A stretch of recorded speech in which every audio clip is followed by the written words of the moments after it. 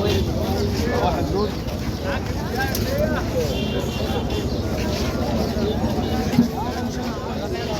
الحمام كله هنا.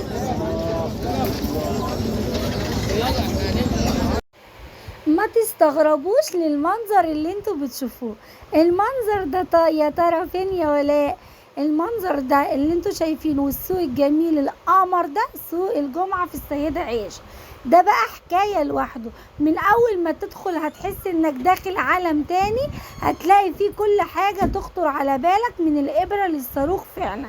حمام بالالوان واشكال تجنن وانواع بقى ما تخطرش على بالك. عصافير وصوتها مالي المكان. حيوانات أليفة.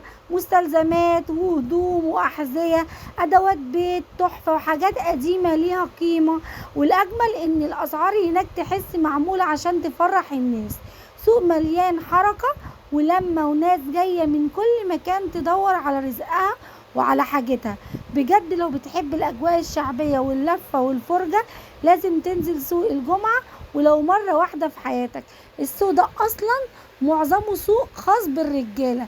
هتلاقي فيه كل حاجة تخطر على بالك. حتى الهدوم هناك يا شباب هدوم براندات. السوق ده بالأخص للرجالة مش للستات.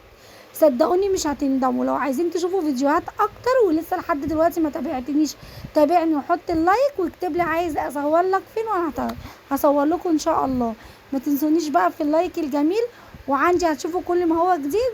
الفيديوهات الجايه هتشوفوا فيديوهات بالتفصيل وهنقف مع البياعين وهنعرف اسعار كل حاجه تخطر على بالكم. دمتم في رعايه الله وحفظه والسلام عليكم ورحمه الله وبركاته.